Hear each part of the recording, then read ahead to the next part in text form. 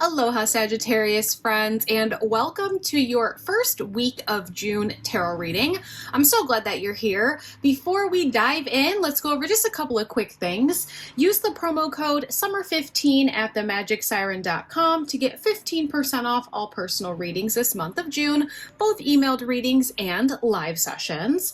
Over on Patreon, we have some magical things coming for you this first week of June. We have some guided rituals, bonus readings, and so much more. If you want extra content and exclusive forecasts, you'll find all the details down below. The decks that I'm using today are also linked below, just in case you're curious or you want to check them out for yourself. And of course, if this reading resonates, don't forget to like, subscribe, and turn your notifications on so you never miss a message or a reading. Okay, let's go ahead and dive right in and see what's coming in for this first week of June. We are asking Universe and Spirit to bring forth any messages, insight, or guidance that you need to know for this first week of June, Sagittarius. We're going to do a 3-card spread. We have the 3 of Wands coming out in reversal. We have the 8 of Wands in reversal and the 9 of Swords. Let's go ahead and talk about these. Like I mentioned, we will do this 3-card spread, and then we will clarify with another tarot deck to get some deeper messages as we move along through the reading. Okay, here we go. So we have that 3 of Wands coming out in reversal as the first card here. Now the 3 of Wands in the upright, it usually would represent this card of, we know what we want, what are we waiting for? It's almost like, let's take the leap, let's take the steps. We can see the path that we want to take or that we need to take to kind of get to the place where we wish to be. And now there's this sort of message from Universe and Spirit, like, let's get a move on. Let's do the thing. This being in reversal is telling me that either you've already recently started making some major steps towards the goals that you would like to make, but maybe we're coming up to a challenge or an obstacle that's kind of preventing us from continuing to push forward, or we're just running into a challenge or obstacle as a whole when it comes to seeing the pathway moving forward. Now, I am going to clarify and we'll see what that challenge or obstacle might look like, but this 8 of Wands in reversal is definitely giving us that energy of slow movement. When we see the 8 of Wands in the upright, it can be fast forward movement. We're moving forward very quickly.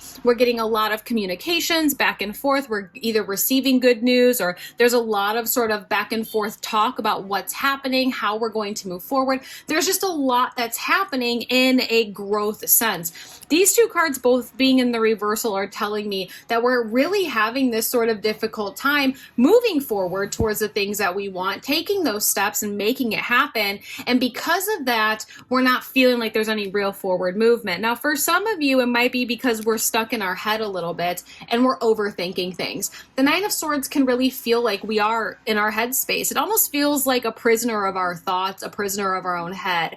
A lot of the times I will associate anxiety and sometimes even depression with the 9 of Swords as well, just because there is that sort of energy of feeling like we're in a funk and just not being able to get out of our head.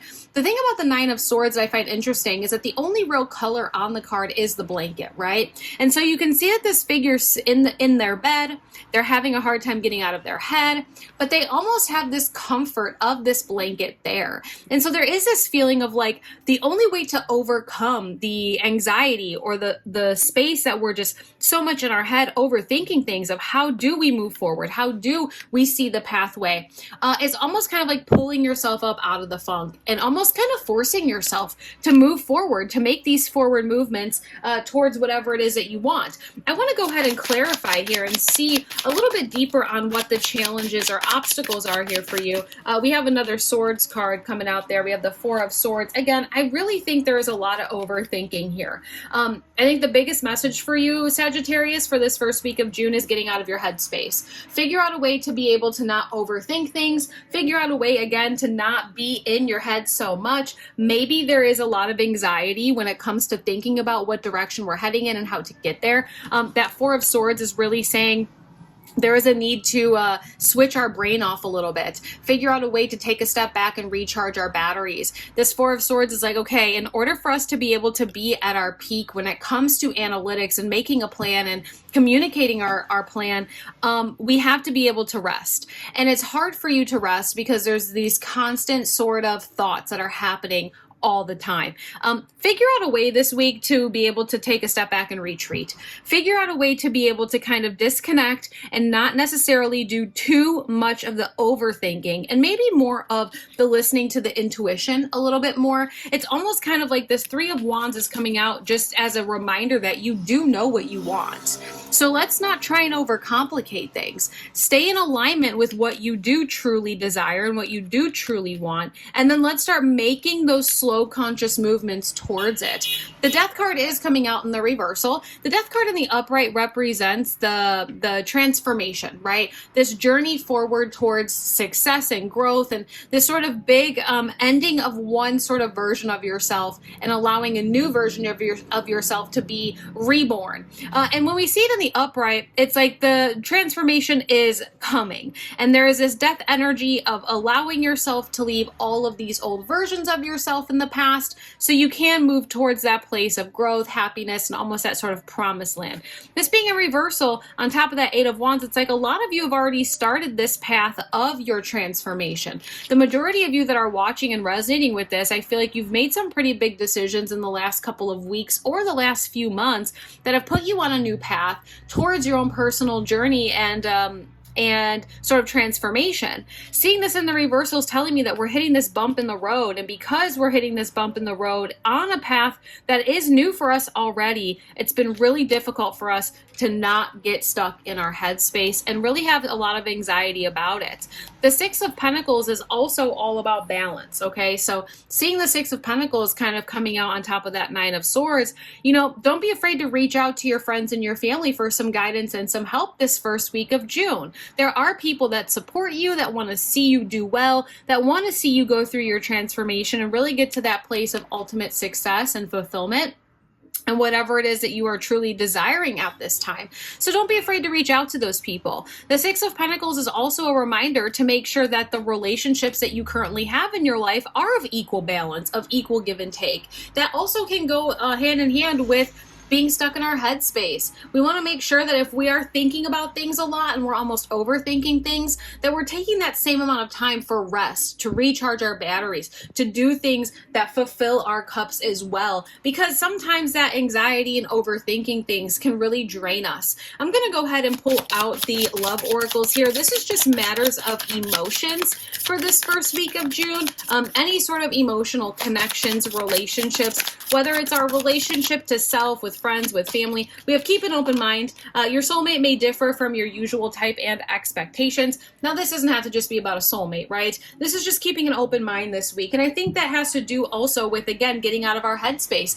Maybe we are overthinking things, and there is this need for us to keep an open mind that things might work out in a different way than what we initially thought, okay? I mean, this is a pretty good reading for this first week of June. Just to kind of summarize here, you know, you deep down in your core, you know what you are striving for, and you know what you want. There is this real deep, profound need for us to take a step back and clear our mind, which could also be why we're seeing this keep an open mind. Let's open up our mind space and clear it out a little bit. Take some time to just breathe, maybe do a little bit of extra breath work and meditation this week, and allow yourself to reconfigure your pathway down your personal transformation and journey, because you've started that journey already in the previous couple of weeks or months. There is going to be this need for you to also reevaluate and make sure that all things are balanced in your life. This includes relationships, the things that you're overthinking about, just everything as a whole. Make sure that everything as a whole is of equal give and take. And if you are having a difficult time getting out of your headspace this week and you really feel like the anxiety is kind of taking over,